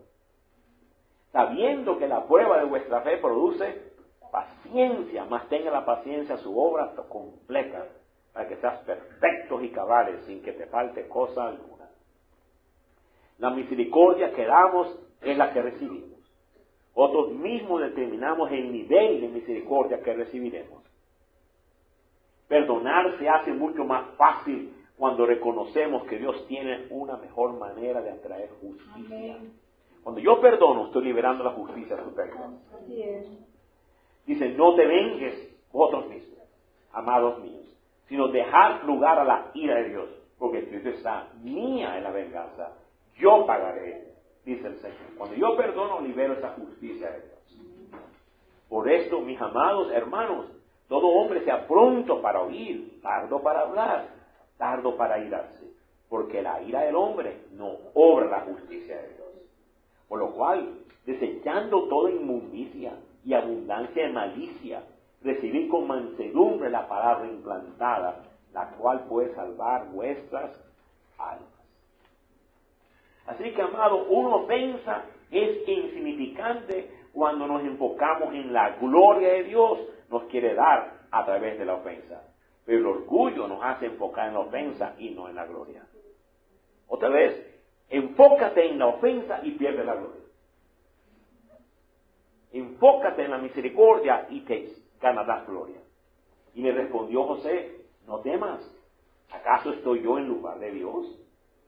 Vosotros pensaste mal contra mí, mas Dios lo encaminó a bien, para hacer lo que vemos hoy, para mantener en vida mucho pueblo. ¿En qué se enfocó José? En la gloria superior, en la bondad de Dios y no en la ofensa. Ahí estaban los hermanos. José rehusó enfocarse. Si José se enfoca en la ofensa, pierde la gloria. Perdió la oportunidad, perdió la área mayor. El perdón libera a un ofensor mientras todavía debe algo. Cuando tú perdonas, estás perdonando cuando todavía debes. ¿Entiendan? El perdón libera al ofensor mientras todavía debe algo. Mas Dios muestra su amor para con nosotros en que siendo aún pecadores, Cristo murió por nosotros. ¿Te das cuenta que todavía debíamos? Siendo aún pecadores. Qué glorioso es, hermano. Así que vamos a terminar esta porción aquí. La meta de Dios es volver a un pecador de sus malos caminos y llevarlo a la comunión con Él. Y esa debe ser nuestra meta también. Amén. Venid luego, dice Jehová, y estemos a cuenta. Si vuestros pecados fueren como la grana, como la nieve serían emblanquecidos. Si fueren rojos como el carmesí, vendrán a ser como blanca lana. Si quisieres y oyeres, comerás el bien de la tierra. Pero si no quieres y fueres rebelde, seréis consumido a espada, porque la boca de Jehová lo va. Padre, te adoramos, te bendecimos. Qué mandamiento tan glorioso. Y tú nos dices, aprende misericordia. Deleítate en misericordia. Observa cuánta misericordia tú nos has dado. Y es lo que nos capacita a nosotros servir. A no ser carceleros, a no dañar el cuerpo de Cristo. Nos hace madurar, en fin, cuántos beneficios. Aquí nos venimos a la cruz, venimos a la gracia, venimos a la bondad. Para no violar este mandamiento tan glorioso, pudieras escribirlo. Tomamos de tu gracia para mantenerlo frente a nuestros ojos. Y todos los días vivirlo de ti. Solamente por tu vida indestructible. Solamente por tu poder. En Cristo Jesús decimos, amén, amén, amén. Tomemos un receso. Qué bueno retornar. El Señor revelado. Otra vez, cada mandamiento revela un aspecto de tu Señor. En este caso, Jehová Rafa, el Dios que nos sana. En el perdón hay sanidad. Otra vez, una vida de misericordia. La persona que da misericordia es una vida sana. Es medicina en nuestros huesos. Si oyeres atentamente a la voz de Jehová tu Dios, y hicieres lo recto delante de sus ojos, y dieres oído a sus mandamientos, y guardares todos sus estatutos, ninguna enfermedad de la que envié a los egipcios te enviaré a ti. Porque yo soy Jehová Rafa, yo soy Jehová tu sanador. ¿Y qué gloriosa vida vivir en esa sanidad, en esa fuerza, en ese vigor, hermanos míos? Continuamos. De Dios quien absuelve. El único Dios que puede absolver. Nosotros perdonamos, pues Dios es el que absuelve. Entendamos eso. Y los limpiaré de toda maldad con que pecaron contra mí. Y perdonaré todos sus pecados que contra mí pecaron. Y que contra mí se rebelaron. ¿Quién es el que lo perdona? Dios. Todos mis pecados. Y vaya que son feos. Mis pecados son horribles, tristes. Pero Él me perdona todo. Wow. Entonces, la misma actitud yo tengo que tener. Continuamente perdonar y no temer. Por eso que mucha gente viene donde mí. Mucha gente viene, abre sus corazones, wow. Y uno tiene que tratar eso con prudencia, con delicadeza. Uno puede estar hablando. Eso quedó sepultado allí. Y siempre digo, vamos al punto cero, que es la cruz. Y ahí queda ese punto. Y tu corazón no puede cambiar para la persona. Una señorita le cuenta algo muy íntimo, tu corazón no puede cambiar. ¿Por qué? Porque ya Dios la perdonó. Un joven te cuenta algo. Yo recuerdo un hombre, vino a Nueva York y me dice, pastor, yo asesiné. Yo soy de tal país de Centroamérica. Y allá, en la guerrilla, yo asesiné. Ya Dios me perdonó, pero no puedo más. He vivido con esto, ya no puedo más. Eso era el domingo. Se convirtió, arrepentido, cambió. Yo dije, ¿quieres que te ayude a ir a la policía? Necesito. ¿Me puede usted acompañar? Y yo lo llevé. Se entregó. Necesitaba entregarse. Tienes que saber tratar los pecados. Eso es grande, hermano. Saber pedir perdón, saber pedir a los papás. Una señorita queda embarazada, saber cómo ir a los papás a pedir perdón, cómo humillarte. Todo es un arte. Una hermana me decía en el pequeño receso, ¿cómo oro por misericordia por otra persona que no conoce a Dios? Y la respuesta es muy profunda. Tú tienes que visualizar a la persona que vas a entrar a una corte celestial. El juez de los jueces, el Señor de los señores, el dueño del universo, santísimo. ¿Cómo presentas tu caso? Y tú tienes que saber hablar primero por su gloria. Él dice, yo no lo hago por ti, lo hago por mi nombre, al cual mi nombre es blasfemado. Entonces tú comienzas a pedir, mira, pobrecito, mi hijito, ya. O sea, no tienes audiencia. No tienes audiencia. Por favor, tú tienes que saber presentar un caso ante ese juez. Tienes que saber sabiduría. Tienes que conocer las escrituras. La persona que lee superficialmente no conoce a Dios. Hace un Dios a su pigmentación de su imaginación. Y cree que como es el Dios que ella y él se imagina en su naturaleza. Tenemos que conocer a este Dios que requiere su honra. Dios dice, no lo hago por ti, lo hago por mi nombre. Lo segundo que tú tienes que tener en cuenta es su promesa. Tú prometiste a Abraham. Tú prometiste a Isaac y a Jacob una descendencia piadosa. ¿Qué dirá la gente que no puedes convertir a esta persona?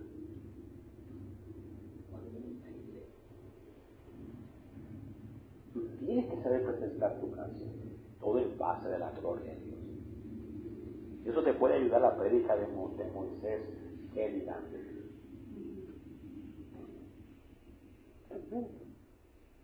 Cada vez que hemos apelado por nuestros hijos, no tiene nada que ver sentimiento propio.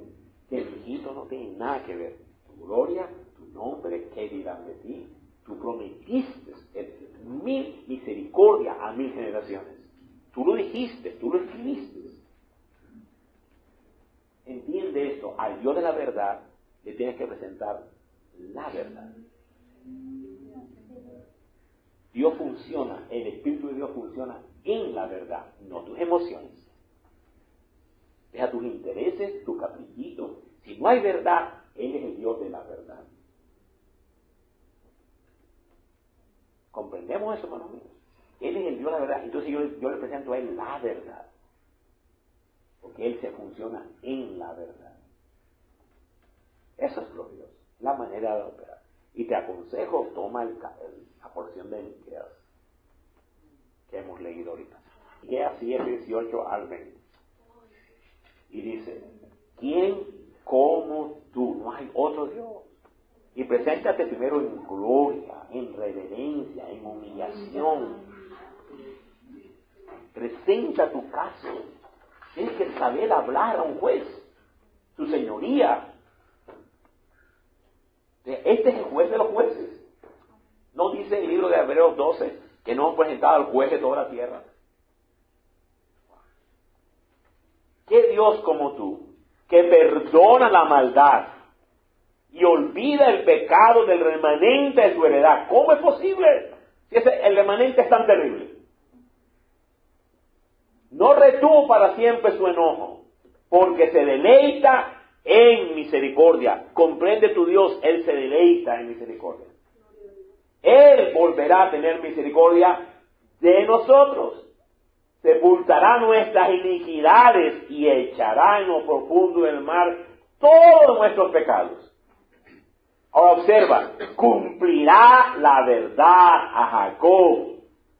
Cumplirá la verdad a Jacob y habrá la misericordia que juraste a nuestros padres de tiempos antiguos. Ese es el Dios que cumple pacto. Si no te presentes con tus caprichos, tu hijito, ahí no vale nada. En cuanto a tu trabajo, lo mismo. En cuanto a tu matrimonio, lo mismo. Señor, me siento solo. Ay, Señor. No tienes audiencia. Señor, necesito un trabajito. Tampoco. Dios funciona ¿con qué? Con la verdad. Y es una verdad que tú tienes que tener, una verdad que tú tienes que estar escrita en tu corazón y meditarla. Ay, de repente, no, tú tienes que tener esta verdad. Es la única manera que Dios abre su favor. Entiende, si no hay amor incondicional, no hay favor. Entonces tú te presentas en el amor incondicional. Gracias, soy amado, aunque me siento como un perro. Porque no es cuestión de sentimiento, es cuestión de tu realidad. Tú me amaste, aunque yo me siento triste. No te presenten tus sentimientos, presentan su verdad. Tú me derramaste amor, aunque yo no lo siento, tú derramaste amor en mi corazón. ¿Comprendemos, amados míos? Creo que eso responde a la primera pregunta. ¿Cómo apelo por misericordia por personas que ni lo están pidiendo? Segunda pregunta que me hicieron en receso. El juicio, el tribunal del juicio de Cristo, ¿es el tribunal del mundo? No, son dos juicios.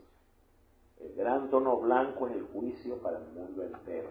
Ya tú y yo vivimos ese día. No tuvimos un día en el futuro, en Cristo lo cumplimos. Ya no tengo que vivir dos veces ese día. En Cristo ya viví ese día. Yo no tengo que pasar por la ira de Dios. No hay tal cosa. Ahora, hay otro juicio, pero no es un juicio de ira. Es un juicio de retribución. Yo me dio una salvación tan grande, ¿cuánto le devuelvo a Dios? Si yo le devuelvo 30%, soy exnovia. Porque hay tres medidas, 30, 70 y 100. El mínimo que le tengo que devolver a Dios es el 30%. Él me dio tanta salvación, yo le devuelvo a Él el 30%, cualifico para novia. Mientras tanto, convidadito nada más. Convidado. Y eso con la justa. ¿Para qué es el trono de juicio de Cristo para la iglesia? No es de ira, no es de pecado. Es que hiciste, dice 1 Corintios 3, ya yo puse el fundamento el cual es Cristo. Pero mire cómo cada uno solo edifica, con oro, plata y piedras preciosas, o madera, heno y hojalata. Porque por el fuego será probada la obra de cada uno. Si permanece la obra, recibirá recompensa. Pero si no permanece, recibirá pérdida. Si acaso será salvo como por fuego. Quiere decir que con vestidito nada más, arrastrado nada más. Hay una diferencia entre el creyente Lot y el creyente Abraham. Abraham obedeció. Abraham tiene holocaustos. Abraham entregó su hijo. Y Lot, desobediencia, desobediencia, desobediencia. Oye, por favor, Dios no es injusto. Ahora, ¿quién eres tú? ¿Creyente Abraham o creyente Lot? Y por favor, no te dejes autoengañar. Yo soy, no. No te autoengañes, por favor. Trata eso con mucha delicadeza, con mucho temor y temblor. Dice, ocúpate con temor y temblor. Bueno, continuamos, amados míos, página 10. Estamos casi para terminar, aunque hay muchas páginas. El siguiente nombre de Dios es el Señor que perdona. Bendice alma mía Jehová, no olvide ninguno de sus beneficios. Él es quien perdona todas tus iniquidades, el que sana todas tus dolencias, el que rescata del hoyo tu vida, el que te corona en favores y misericordia. Y todo eso se refiere a tu alma. Es el que sana tu alma. Todo lo que está hablando ahí es para tu alma. Ya tu espíritu es salvo. Pero tu alma necesita ser sacada del hoyo. Sanada. Así que vamos a entrar a una porción bien hermosa. Un vívido recordatorio del precio que Dios pagó por perdonar nuestros pecados. Vamos a ver ese recordatorio físico. ¿De qué quiero recordar algo? El sufrimiento espiritual, psíquico de Jesús fue peor que el sufrimiento físico. La gente se enfoca en el sufrimiento físico, pero olvida el sufrimiento. Por eso que fue escrito el Salmo 22, porque allí explica el sufrimiento de su alma, de su espíritu. Ninguna película hasta el día de hoy ha mostrado el sufrimiento psíquico y mental, espiritual de Jesús. El abandonamiento, cuando Él gritó, ¿dónde estás? ¿Por qué me has abandonado? Ese grito. Así que vamos a ver el sufrimiento físico nada más. Pero es lo que la gente tristemente se enfoca. Hay una predica del pastor Joel, predicó hace años atrás qué pasó en la muerte de Jesús. Te la recomiendo. Dios mío, qué mensaje, donde describo versículo por versículo. Perros me han atacado, son los demonios. Explico versículo por versículo qué sintió Jesús en su alma, porque él tiene que sentirlo. Porque el juicio del pecado es contra tu espíritu, contra tu alma y finalmente contra tu cuerpo. Sí, y Jesús tiene que pagarlo todo. ¿Entiendes? Dios no escondió el pecado tuyo bajo ya. No. Él desplegó toda la ira de Dios sobre el espíritu de Cristo, el alma de Cristo, la mente de Cristo, las emociones de Cristo, los sentimientos de Cristo, y sí, el cuerpo de Cristo. Es donde toda la gente comienza a llorar con Mel Gibson y ya se acabó, y 3 minutos después ya se lo olvidó. Se comió un chocolate caliente, ya se olvidó los clavos y los latigazos. ¿Por qué? Porque no comprenden lo que sí Jesucristo pagó. Cuando Él dijo, tengo sed. Ay. Esa es la sed de su alma. ¿Es que tiene sed? Dale un poco de Coca-Cola, por favor. No, hombre, no se está refiriendo eso. No entiende, no está entendiendo las personas. Comprendamos, la gente no comprende la magnitud. Jesús tenía que ir al infierno. ¿Por qué? Porque tú tenías que ir al infierno. Jesús sí fue al infierno. Todo lo que tú tenías que pagar, Él lo pagó. Soledad eterna. Él tiene que sentirse solo eternamente. Abandonado. Lee el Salmo 22. Para que tú veas lo que Él se está sintiendo. Te recomiendo buscar esa prédica antigua. Así que vamos a ver un video recordatorio, pero físico nada más. Físico. La pregunta que Pedro indica un cansancio comprensible en lidiar con un ofensor que sigue lastimándonos. Se nos habla en hebreo, considerad aquel que sufrió tal contradicción de pecadores contra sí mismo, para que nuestro ánimo no se canse hasta desmayar. Lo siguiente que vamos a leer, un relato médico de la crucifixión de Cristo, nos provee ese recordatorio. Vamos a entrar. La pasión física de Cristo comenzó en Getsemaní. De los muchos sufrimientos iniciales vamos solamente a hablar acerca de que Él sudó como gotas de sangre en Getsemaní orando. Es interesante que el médico del grupo Lucas es el único que mencionó este detalle. Él dice, y estando en agonía, oraba más intensamente. Y era su sudor como grandes gotas de sangre que caían hasta la tierra. Oye, el peso tuyo pesa. Mi pecado pesa. Mi maldad pesa. Él estaba sudando sangre. La copa estaba peleando. No lo tomen livianamente. Es que yo no soy tan malo. No comprende la magnitud. Mi pecado le pesó, hermano santo. Bueno, continuamos, por favor. Aunque esto es demasiado raro, el fenómeno de hermatidrosis o sudar sangre está bien documentado. Cuando uno está bajo grande estrés emocional, los pequeños capilares por donde las glándulas de sudor tienen salida, combinan la sangre con el sudor. Este proceso solo puede producir una debilidad y posiblemente entrar en shock. Después de su arresto en medio de la noche, Jesús fue traído ante el Sanedrín y Caifás, el sumo sacerdote. Un soldado golpeó a Jesús en la cara por quedarse callado cuando Caifás le hacía preguntas. Los guardias del palacio le vendaron los ojos y se burlaron de él, empujándolo y diciéndole que le reconozca a quién era el que le empujaba, le escupía y le bofeteaba. Y ahí comenzó el Vía Crucis. En la mañana siguiente, Jesús, golpeado, moreteado, deshidratado y exhausto de por no haber dormido bien, o más bien de nada, fue llevado a través de Jerusalén al pretorio, en caballito, suavecito. No, bendito, caminando.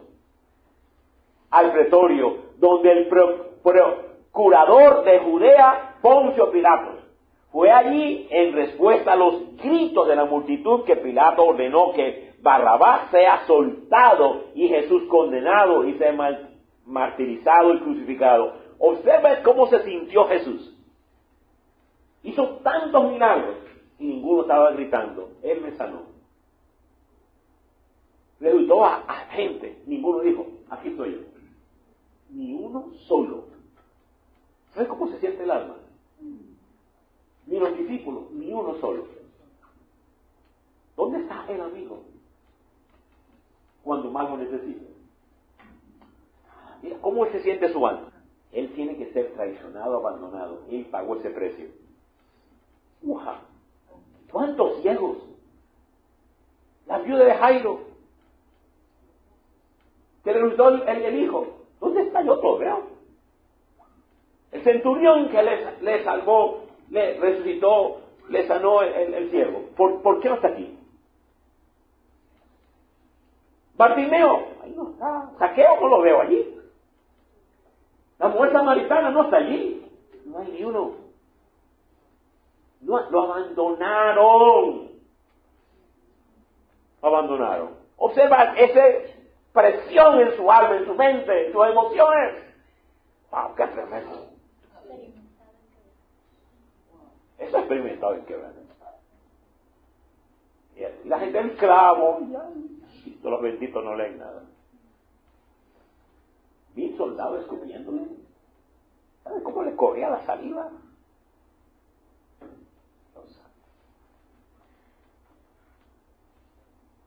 Las preparaciones para su martirio se llevaron a cabo. Al prisionero se le quita la ropa y sus manos fueron amarradas arriba de su cabeza. ¿Sabes lo que es desnudo? El Cristo fue desnudo. Entiende, desnudo. ¿Sabe la vergüenza? Sus partes allí. Una legión de romanos se acercan con látigos, se llaman flagellum, en sus manos. Este es un látigo corto que consistía de varias tiras de cuero y 2 bolas pequeñas al final de cada tira. El pesado látigo fue dado con fuerza una y otra vez en los hombros, espaldas y piernas de Jesús. Por eso lo desnudaban para que le diera por todas partes, las nalgas, las piernas, la espalda, los hombros, los brazos, donde caiga. Oye, qué tremendo.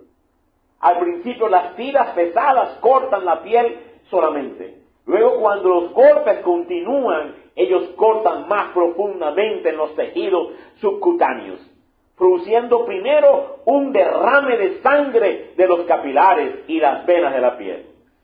Y finalmente una hemorragia arterial de los vasos que están entre los músculos. Las bolas que están al final de las tiras de látigo al principio producen moretones que luego se abren por los continuos golpes.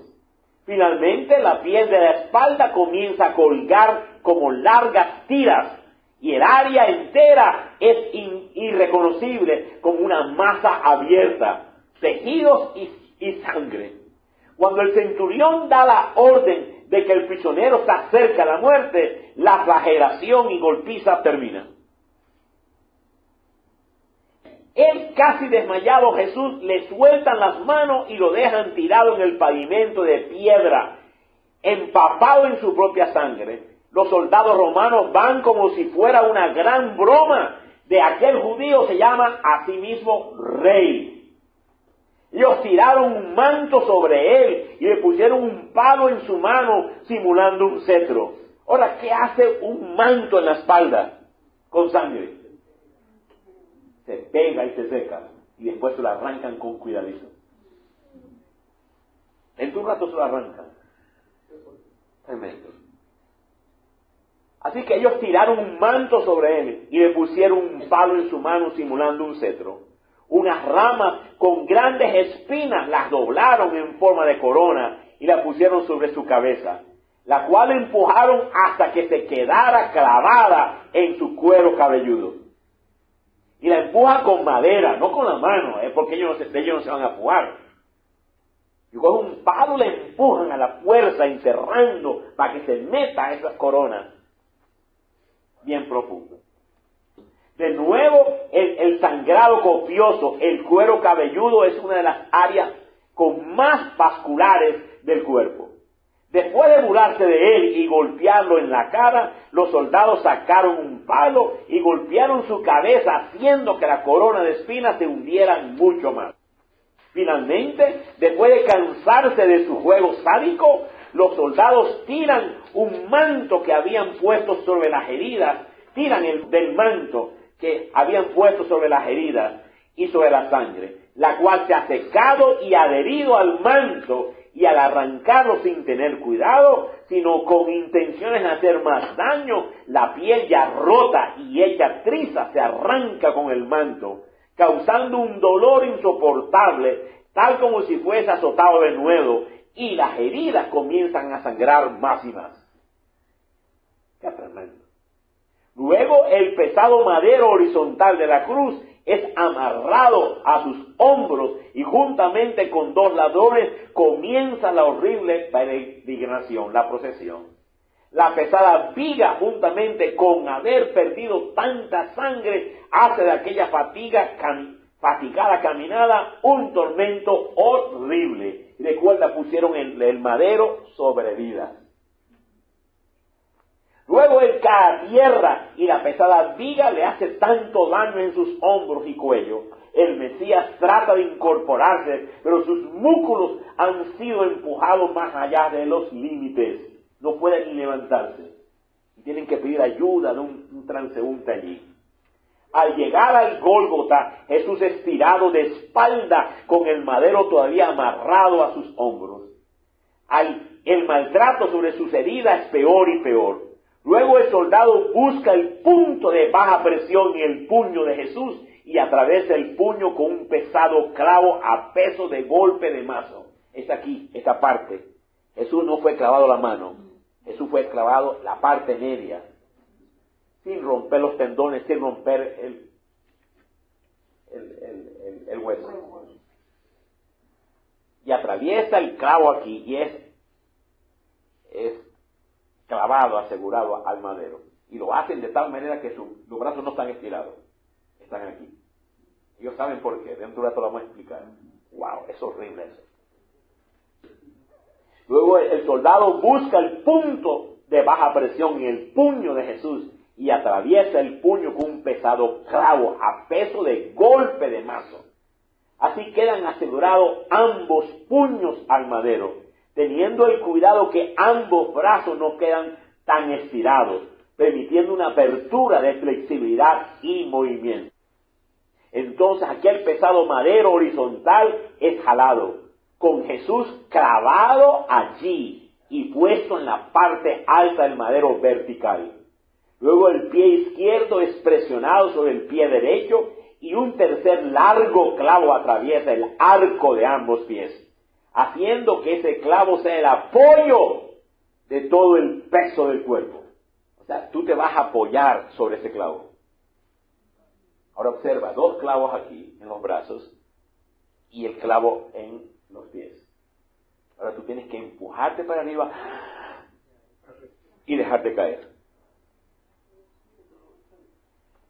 Y el dolor es incruciante para respirar. Jesús se asfixió. Entonces aquel pesado madero horizontal es jalado con Jesús clavado allí y puesto en la parte alta del madero vertical. Luego el pie izquierdo es presionado sobre el pie derecho y un tercer largo clavo atraviesa el arco de ambos pies, haciendo que este clavo ahora sea el apoyo de todo el peso del cuerpo. De este modo, para poder respirar, Jesús tenía que levantarse apoyándose pies y puños en los clavos para poder inhalar. Y luego dejarse caer para poder exhalar. Una posición de esta manera.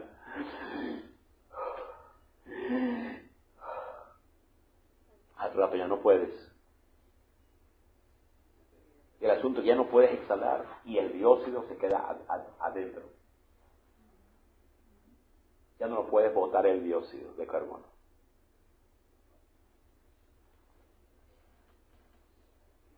Jesús tiene que levantarse apoyándose pies y puños en los clavos para poder inhalar y luego dejarse caer para poder exhalar.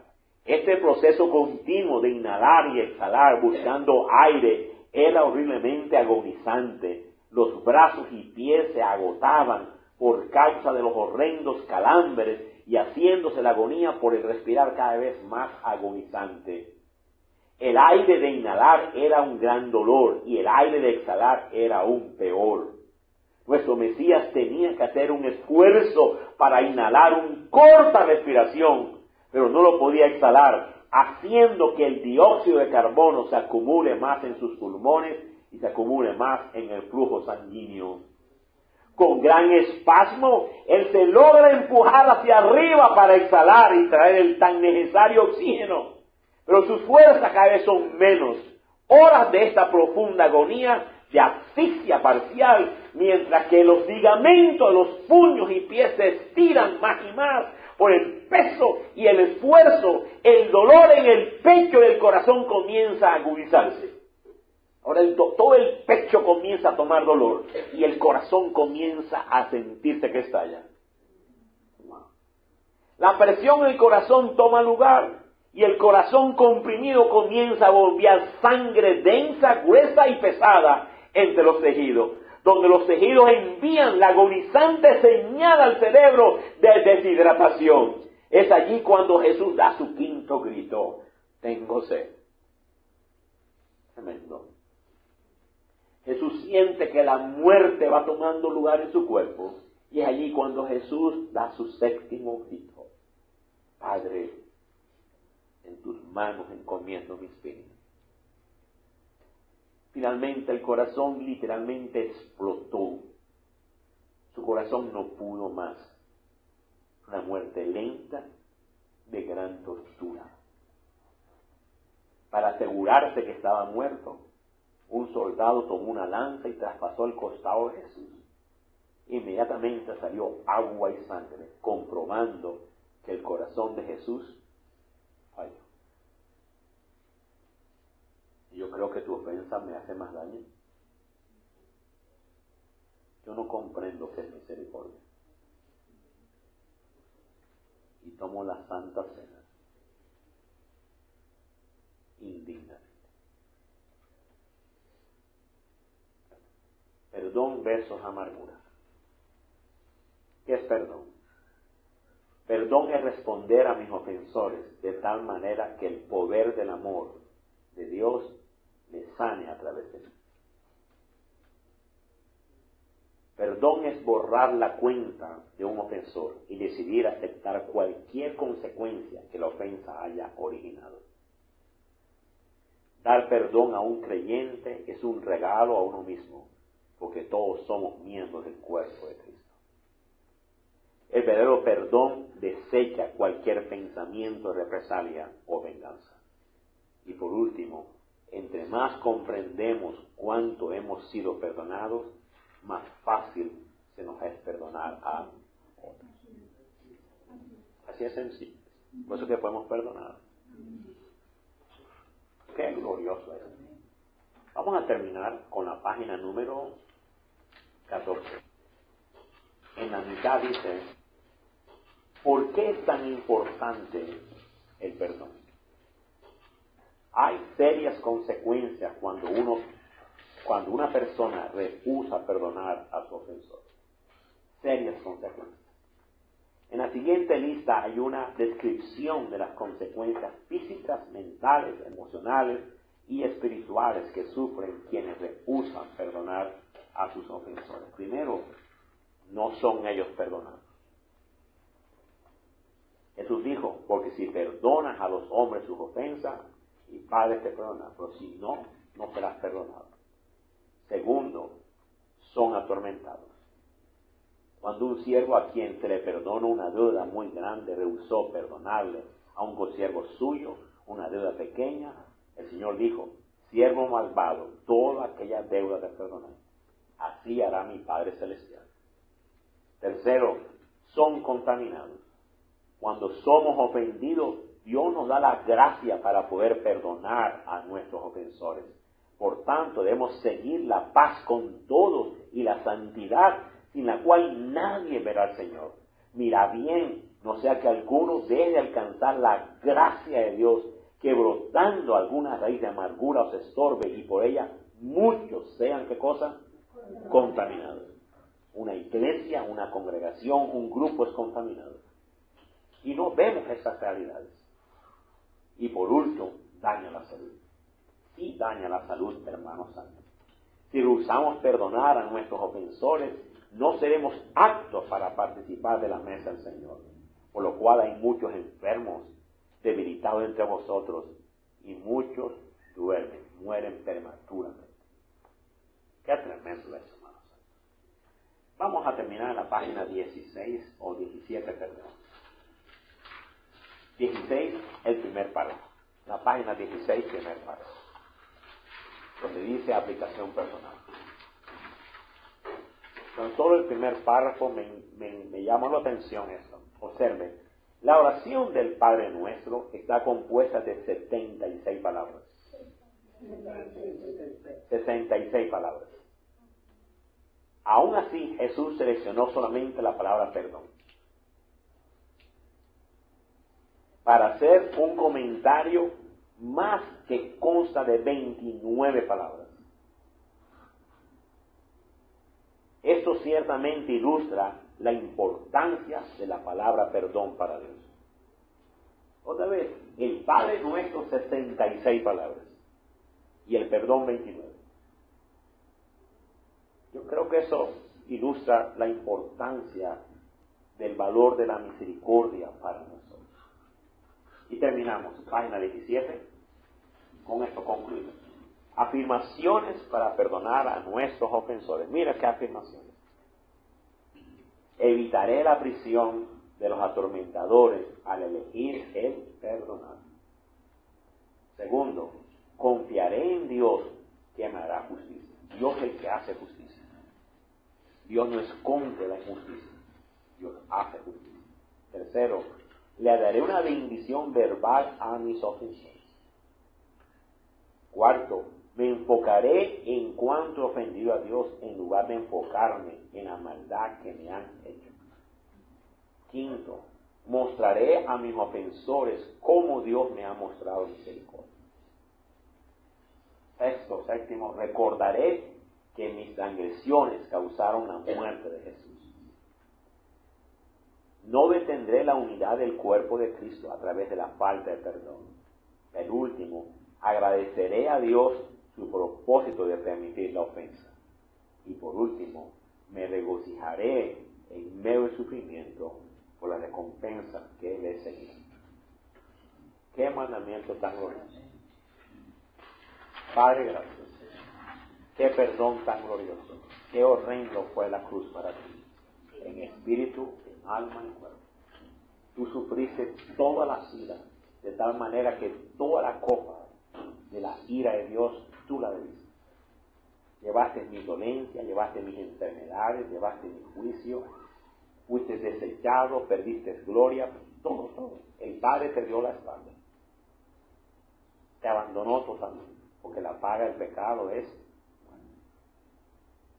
Fuiste desconocido, porque eso es lo que el pecado hace. El Padre desconoce al pecador, lo abandona, lo odia, despliega toda su ira, y eso lo recibiste tú totalmente. No quedó ni una sola gota. Tú lo absorbiste todo, tanto en espíritu, alma y cuerpo.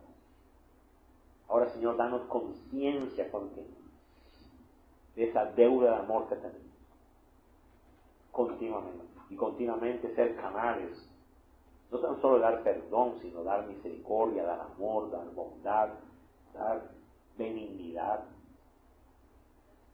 Oh mi Dios, continuamente ser canales de amor, canales de abrazos, canales de cariño, canales de tanta gloria tuya, Señor. Guárdanos de vivir en la casa, guárdanos de tomar la cena del Señor indignamente. Guárdanos, Señor. Y aquí nos humillamos de todo corazón. Gracias por la bondad. Amamos este mandamiento y permite que lo repasemos y continuamente volvamos a esta gran vida. Te bendecimos, oh Dios, en Cristo Jesús. Y permite que este todo sea en nosotros y a través de todo muchos entren, Señor.